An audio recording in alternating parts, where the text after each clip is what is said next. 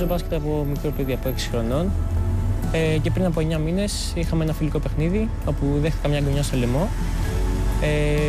Δεν ένιωσα κάτι, απλά ένα μικρό βήχα εκείνη τη στιγμή, στιγμιαίο, και συνέχισα και έπαιζα. Το βράδυ, ενώ γύρισα σπίτι, ένιωθα μια ατονία, δεν αισθανόμουν και πολύ καλά.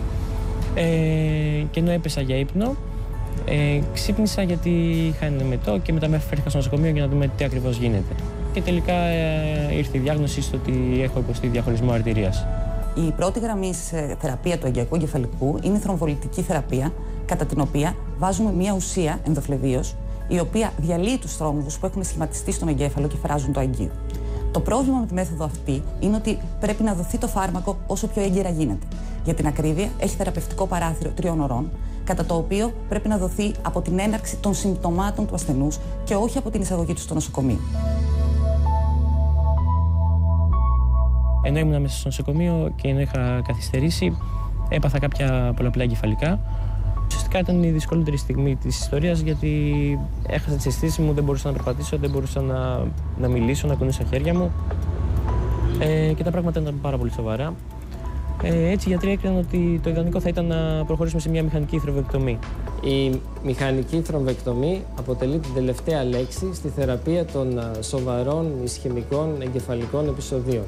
Η μέθοδος είναι ουσιαστικά ανέμακτη και διενεργείται μέσω μιας πολύ μικρής τομής στο άνω μέρος του μυρού, στη βουβονική χώρα.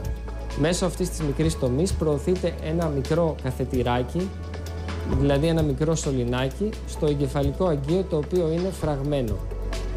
Μέσω αυτού του μικρού καθετήρα προωθούμε μια ειδική συσκευή, η οποία τραβάει το θρόμβο έξω από το σώμα.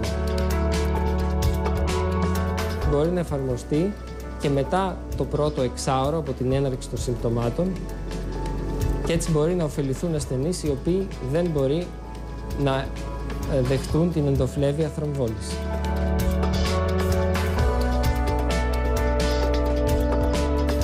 Σήμερα είμαστε σε θέση να αποκαταστήσουμε τη ροή σε πάνω από το 80% των περιπτώσεων.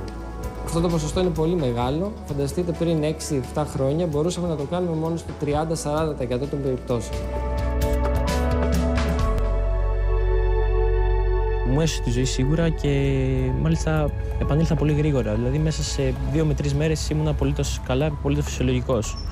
Είχα ανακτήσει τις αισθήσεις μου, περπατούσα, ήμουν όρθιος, έκανα βόλτες, θυμάμαι χαρακτηριστικά.